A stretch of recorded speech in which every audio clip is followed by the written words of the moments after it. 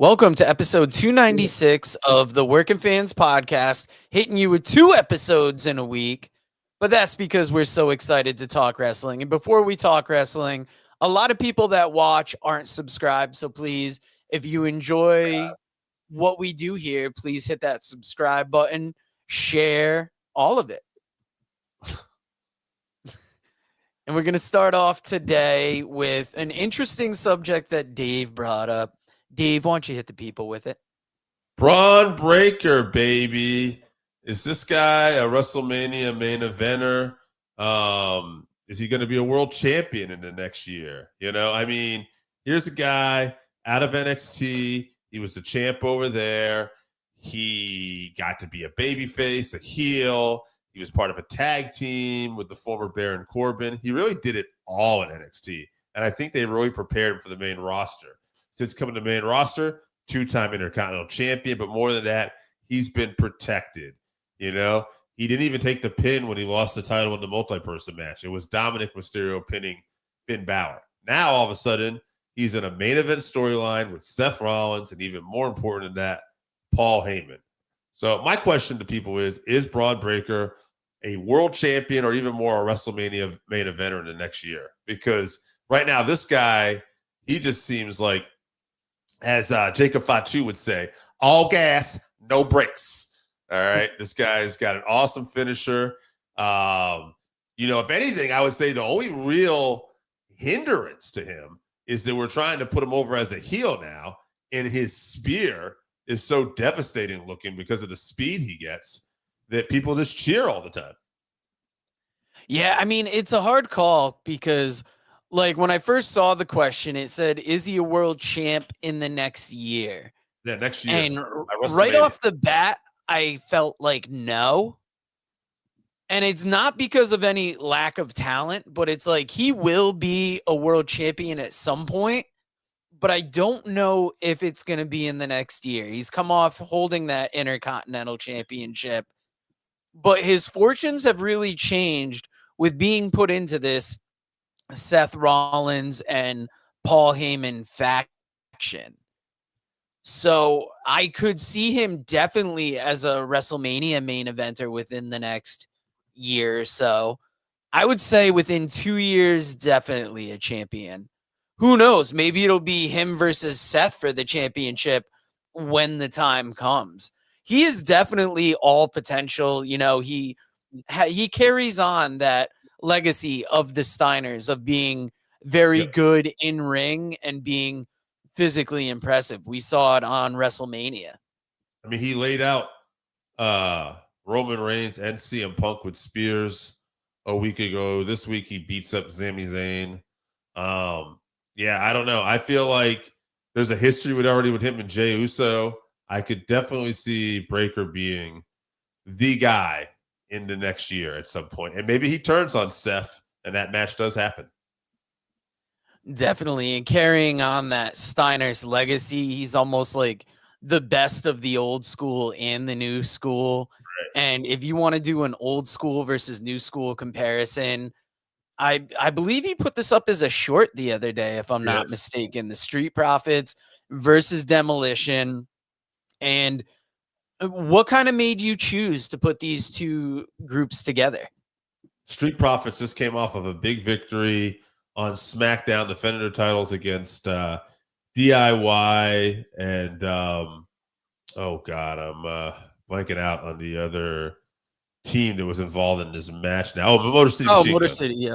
Yeah, forgive me. Possibly my favorite team out of that too. But so they came off a big win and they just crushed it. And I just realized they've been around for a while now. You see the picture you got there. That's them as the NXT Tag Champions. They've been, I think it was 5 years earlier, they were World Tag Team Champions. They had great matches with the Usos.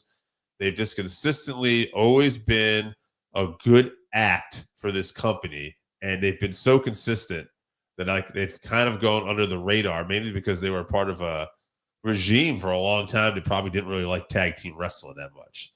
Now I feel like they're being built up and they could be the centerpiece, but man, I feel like they could be so much more even. So it really started coming out of Street Profits, and I just wanted to start comparing them to some of these past teams because that's not something I've done. I've done a lot of comparison with old school tag teams versus each other, but only recently have I started doing some of the newer teams versus the older teams. So I like this comparison because I feel like Demolition is the more successful, stronger team.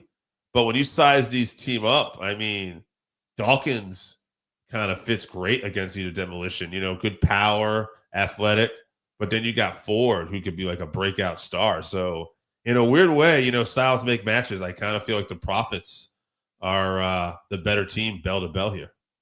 Yeah, the Profits definitely have developed in WWE over the years, and they've come more into their character. It's interesting them versus Demolition because Demolition got big at a time when tag team wrestling was featured a little more on WWF, Yes. but I don't know like how seriously they took it. Demolition has kind of always had that hit as being like a Road Warriors knockoff.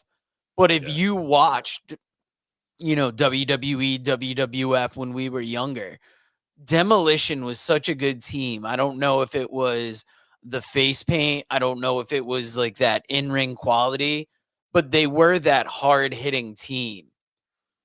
It's They had tough great because if I teams. had what's that? They had great teams to work with too. Oh, definitely. And it's tough when looking at it because I feel like just off the rip, looking at these two teams, I would pick Demolition because I Yeah. have such a soft spot for them over the years. But the Street Profits have really kind of come into their own. For me personally, I still got to go with Demolition. Mm. Yeah, I think that there is a certain aspect of Demolition I didn't comment on too, where that old school kind of hard hitting style. And one thing I would probably give them the edge on is, and this is not a knock against the Prophet, it's just something I felt like a lot of older talent did better, and we don't have it all yet, but believability. There's just something a little more believable when you look at them. They do kind of feel like those guys are badasses, and I don't want any part of that. Yeah, and I mean on the other side of believability, the Street Profits kind of have that cool image where I don't know, maybe at first it seemed like a little put on, and then as time has gone on, they've really come like into it and really like embodied it more. And I've liked how they've developed as a team. So everybody watching at home, let us know your picks in the comments. And Dave did the heavy lifting this week with really coming up with a lot of the subject matter of what we were going to talk about. It's kind of tough because we did the midweek episode a couple days ago. So with coming up with things, it was a little tough. Dave brought up Bron Breakker earlier. He also had a question about Karrion Kross. And Dave, do you feel like Karrion Kross is underutilized? Yeah, I mean, that's the question, right? And I think a lot of people do. Joe, you've been a fan of this guy for a little while. I know we talked about Karrion Kross. I mean, he was in Lucha Underground. He was out in the independent circuit, killing it. He had some time Impact, at MLW. MLW. Impact, yeah. And I've seen interviews with him with Chris Van Fleet. I've seen him on Matt Serra's podcast. And he does his own stuff out there. He puts out his own YouTube videos. We talked about one we liked a few years ago with Kevin Sullivan, the late great Kevin Sullivan that he did. And it's just, and his original work in NXT, he's just been so good at times. And he cut this promo where he talked about being a good soldier, how Bill Goldberg told him one time to be a good soldier. And he said, what a good soldier does is it gets your time cut. You ask them for ideas, you come back with ideas, and they say, we don't want those ideas. Those are too good. We just want kind of good ideas for you. Those belong to those guys over there. And he's going on about this after WrestleMania, and he's incorporating the thing with AJ Styles where he calls him Alan, and why he just had, sometimes you got to do the wrong thing to do the right thing. But he said, you make us all look bad by doing this, by losing to a guy like Logan Paul. He said, maybe I just need to become viral. Maybe I just need to be a YouTube star. Maybe, that's what we need, right? He says, no disrespect to Joe Henry. He said, I didn't ask for a match with Randy Orton, but organically it was there. He said, the people let you know how they felt about me on SmackDown when I got eliminated. The people have let you know. He says, but you guys want viral moments. Here's your viral moment. guy in the suit in the truck, go fuck yourself. And it was such a good promo that, like, I think a lot of people are talking who maybe didn't know how good this guy was. And I have a feeling that sooner or later, he's not going to be underutilized anymore. But I will say this, for as hot as WWE's been for the last year, Karrion Kross is a guy they have not done enough with. No, like if you remember, the big thing when he came to the roster was like that mask that they had him wearing, and it just seemed so out of character for him. And it's like, if you've only paid attention to Karrion Kross in the wrestling, what's presented on TV, you're probably going to see like a one-dimensional piece of him, because when he was in Impact, he had that almost that low-key style getup where it was a shirt and tie, and he came in and he was the enforcer. But if you see him in any of his outside interviews, or if you see the impressions he does, like, he really wins you over with how he talks. And that Kevin Sullivan video he did years ago was so good, and I was hoping that would lead to something, and it just didn't. These newer storylines he seems to be getting mixed in really have my attention, and they show a greater potential for what he could do on WWE TV than what they've presented. I hope they continue with it, because like you just laid out, he definitely is a talent that could be utilized more. And especially, I don't know how to say it, because especially with his wife in wrestling, you could sell those two as a package pair and get the crowd interested. And somehow WWE just hasn't capitalized on it in the right way yet. No, they're good. They're very good together. And that's one thing I should have noted too, is Scarlett, even in that promo, like, she sells concern that Karrion Kross is going too far just by like touching his arm and the look on her face. And they're a very talented duo, and I think they're main event potential.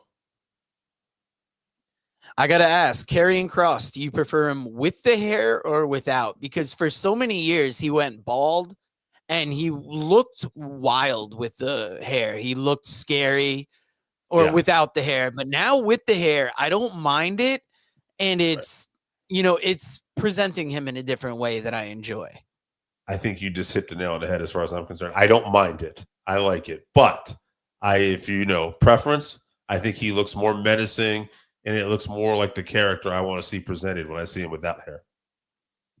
100%. Now, it was a little easier for us to pick from the earlier choice. But you had a definitely a tough comparison, especially when you're talking old school wrestling, Terry Funk or Harley Race. Yeah. I did not check the comments on this short because I assume we have it up as a short. How divided were the people when trying to pick between these two? Yeah, I mean, I didn't get that many comments on this one, and I think part of it is probably that it is hard to pick. I know a couple people commented both legends. I think some people gave the slight nod to Terry. But yeah, I would say it was pretty 50-50 from what I saw. Man, look, these two are so great. And when I first saw them, it was in the 80s, right? And Harley was probably, towards the end of his in-ring career. Funk was going to have several more decades, as it turned out. But like, I just sat back and I was thinking about it today, like, just the way they bump. They both like to do that teeter-totter spot where they get caught in the ropes, you punch them and they bounce back and everything like that. And Terry would fly out of the ring, and Harley would like sometimes let his feet get caught and land like head first, in the concrete. And I watched a bump the other day. I was watching something with Harley.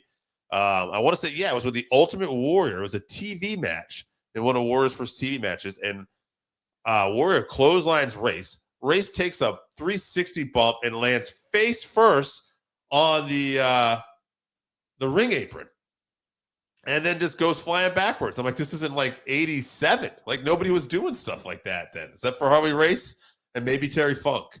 Two guys that were world champions in the business, two guys that know how to put other people over, two guys that just, I said it earlier, believability. These guys were very believable. I'm gonna give. It's funny as much as I'm a belt mark. So Race had more world titles, and I almost lean towards Race. The reality is, the older I get, things change, and my perspective is different. And as much as I love both these guys, and I think they're both believable as hell, maybe a slight nudge to Harley in that regard. But when I look at them both, I think I give the slight nod to Funk because I think Funk was just slightly a little more versatile in his in-ring presence and everything he did. And, just that durability to do the style that he did too for many, many years. So I'm going to go with a slight nod to Terry, but man, it's close. I was thinking the same thing. Well, it's different because you could have depending on the comparison, you could have different picks. If it's better career, yeah, you would almost have to. I was thinking you would almost have to go with Funk because he had so much longer of a career, and he was able to mix in with ECW. Yeah, but I was thinking Harley Race, because of all those NWA World titles. He was the man so long for that promotion. For me, if it wasn't Flair, when I thought of the NWA, it was Harley and then Thez. But yeah, that's an interesting point. The longevity of Terry to go beyond and beyond. I guess one thing you could say a credit to Terry is even though he's a former NWA heavyweight champion, ECW heavyweight champion, he didn't really need the world titles as time went on, right? He had main event runs with Hulk Hogan in WWF. He had main event runs with Ric Flair that we still talk about and remember all the time in 1989, and he didn't need the title. Yeah, I mean, both men influenced later promotions. Funk actually wrestled in ECW. Funk went over to Japan. But when you're talking Japan, Harley Race had, ties with Pro Wrestling Noah. Yeah. And both men are really respected over the years. I think I'm going to give the slight edge to Funk, but it doesn't mean I like Harley any less. These are both guys that I love going back and watching old matches because, like you said, it's the bumping, it's the believability, and it's the amount of gravitas that their name has when brought up in the business. I just Googled while we were talking because I was just curious. Terry Funk versus Harley Race because I'm like, they've had to have wrestled. And I was thinking, and the first thing that pops up is a video that just shows clips of them. And it says February 1977, Harley Race defeats Terry Funk. So this was probably for the NWA World Championship too. Go figure. Huh. Oh man, maybe we should watch that match for next week. But you want to talk about influence in the business. You want to talk about what we've watched. Season 6, episode 6, Dark Side of the Ring. We were both interested in this because we've heard people talk about Eddie Gilbert. I haven't watched a ton of Eddie Gilbert, and I was kind of interested what the story was going to be. How did you enjoy this episode coming off of the last one, which I thought Billy Graham was a little sad when you got into it? I felt sad in this one, honestly. I remember the first time I saw Eddie Gilbert was in Bill Watts' UWF. I saw him there, part of Hot Stuff International. Great heel. As a kid, I didn't like him. I wanted to, who's this guy? And the fact that he was on the shorter side and didn't necessarily look like he was going to beat you up to me made me even more hate him. And he was really good at playing that role. And he had a great finisher, though. That hot shot where he dropped you on your neck on the ropes. Great stuff. Yeah, Eddie, just his time in NWA, WCW is very interesting. And it was interesting to hear Cornette talk about how, Eddie was on the booking committee and he challenged Flair because Flair wanted Ron Simmons just to beat him. And, Eddie was protecting himself. This is Memphis. I'm not going to just do a clean job to Ron Simmons, who at that point, Simmons was still very new, despite the fact what a legitimate badass Simmons was. He was still very new to pro wrestling. So just to be handled so easily in Memphis, Eddie looked at probably as, hey, this is going to hurt my business if I go back here, which is kind of an interesting thing, I thought, because that's a concept you're not going to really hear much about today. But overall, I thought very sad. when, I didn't know about Eddie's early car accident. I think I had forgot it, how bad it was, and, and how he changed his style and he moved to different territories, and just hearing about that and hearing about, the problems he would have had with pills and stuff. But, hearing Medusa talk about that, despite all that, that he was this genuine, really good man. And she read that note that he had left for her, and that's where I started to get a little emotional about this. Just like hearing this guy, that, he just wanted the best for this person, and he never blamed her for everything that happened. And like, to me, that's a sign of like a good human being, right? When things don't work out with someone you care about, but you can look in the mirror and still know that they're a good person, and maybe you're at fault for some of this. That says a lot about your character. And I don't know. Again, kind of a sad one in the end. Maybe even more so this week with Eddie Gilbert, but interesting nonetheless. Yeah, it came back in like 3 or 4 months from that car accident to be in ring, obviously leading to the pill issues. Whatever you may think of Doug Gilbert, it was great to hear from him in here Yeah. and see that footage. A lot of what came across is just how good a guy he was and how, the business affected him. And it was kind of tough that he always wanted this one thing in the business to be able to book. And then when he gets the chance down in Puerto Rico, that's kind of where his life ends. And you heard from his other wife, former guest of the show, Missy Hyatt, through other interviews. And it was really interesting because you hear this influence that Eddie had on the business. And then you hear people like Cornette, Doug Gilbert talk about it. And it was great to see the shoot interview from Eddie as well, to hear him in his own words. And he really just kind of seemed like a regular guy that just got caught up with his problems in the wrestling business, and eventually they consumed him. One of the Also, things, and what were you going to say? I was going to say, also, just really, one thing also I took note of this was the closeness. Excuse me. What a closeness he had with his family. The age difference between him and Doug, and I think it was brought up that I think he was like, Doug was only like 11 years old, and Eddie was already like maybe wrestling, and he was bringing Doug around with him because he just cared for his little brother, and he was very close to his family, and I thought that was a really cool thing about him as well. Yeah, it was a lot of I think what made it sad was a lot of the character things in this, like you said, with how Medusa talked about him, how they talked about his relation with Doug. You saw it in the home videos they had.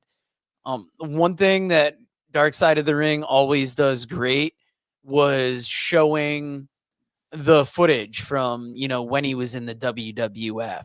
When he was in Memphis, he was part of that concession stand brawl that was, Onita was involved in. And then that further went on to influence like FMW. So this guy had a large reach of influence in the wrestling business, and it really was like a what if. Ricky Morton, we haven't even talked about him up until this point, a former guest of the show, was another great talking head in this. And I thought this episode really lived up. We're getting close to the end of the season, and next week, I'm not going to say the biggest episode because I feel like the Sheik episode is going to be huge, but next week, Billy Jack Haynes, you saw the shot of him in jail. What are your expectations of the Billy Jack Haynes episode? I think it's going to be one of the more wild ones. He's definitely done some crazy, crazy stuff. I am interested. Ironically, even before this episode was coming up, I had just watched some old primetime wrestling. And wouldn't you know, the main event was a match from the Boston Garden. It's right before WrestleMania 3. They're doing these 6-man elimination matches with some of the bigger stars, with Rowdy Piper. And this particular one, it was Adrian Adonis, Hercules Hernandez, Mr. Wonderful Paul Orndorff against Hulk Hogan, Rowdy Piper, and Billy Jack Haynes. So I just look at that and I see Billy and I see his his physique and the way he hit moves. And again, word of the day, believability, right? He was such a believable badass. And I'll be very interested to see how some of his antics, maybe outside the ring, might have cost him, his career because he definitely had a lot of potential. Yeah, he's been in the news recently for that murder of his wife, but over the years I've heard things about Billy Jack being a little bit wilder. So it's going to be interesting to see what they cover. I had heard that Billy Jack got a hold of them wanting to do this episode. So part of me is going to wonder, what are the stories? What are his side of the stories going to be? And it's going to be interesting to see this series continue further. Absolutely. Well, guys, that's what we got for you this week. That was episode 296. And like we said at the top, a lot of people that watch us aren't subscribed. If you enjoyed what you just saw, please hit that subscribe button, share, get it around. We just like coming here each week to talk wrestling. And we also like to talk about some of the authors we've collaborated with. Author Ray Lopez presents Lockup, Professional Wrestling in Our World. Lockup dives headfirst into the colorful world of professional wrestling. Explore the iconic characters, careers, matches, history, and families, and delve into the bizarre and fascinating entwining of professional wrestling and film, television, football, politics, gender, and race. Pre-orders are available now on Amazon.com or at MascotBooks.com. This is the perfect gift for the wrestling fan in your life. Pick up a copy today on Amazon.com or at MascotBooks.com.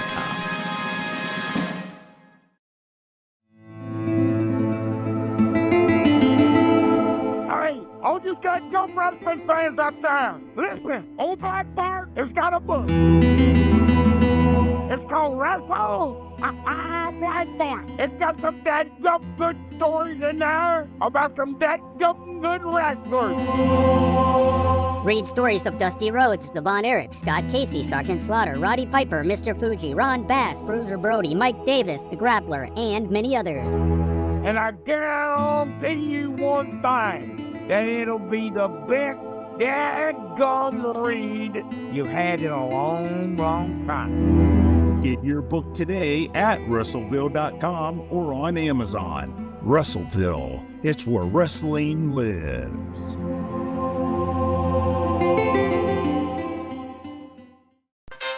Hey fans, it's the man they call Dave with producer Joe, and you probably know us as the commentary team for New Heights Pro Wrestling, but when we're not doing that, we got a podcast. That is the Working Fans Podcast, where we talk pro wrestling, comedy, MMA, and so much more. And tell them about that signature segment. Oh, you talk about the 531? You know I am. That is a homegrown creation that has been our namesake.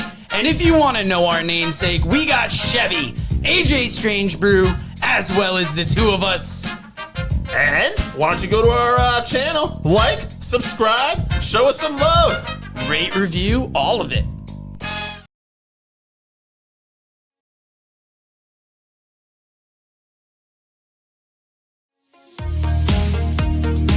Read about the Northern Wrestling Federation in the book presented by Russellville.com, The Pro Wrestling Vault, Volume 2. Hear the story of Roger Ruffin, the man who trained Carl Anderson, the Monster Abyss, Jordan Clearwater, Chris Harrison, Jillian Hall. Plus 45 other short stories including Jazz, Bobby Eaton, Kamala, Thunder Rosa, Mario Mancini, Scott Casey, PJ Black, Kerry Morton, Sal Renaro, Jeremiah Plunkett, Colby Carino, Bam Bam Malone, and many others. Get your book today at Russellville.com. Russellville, it's where wrestling lives.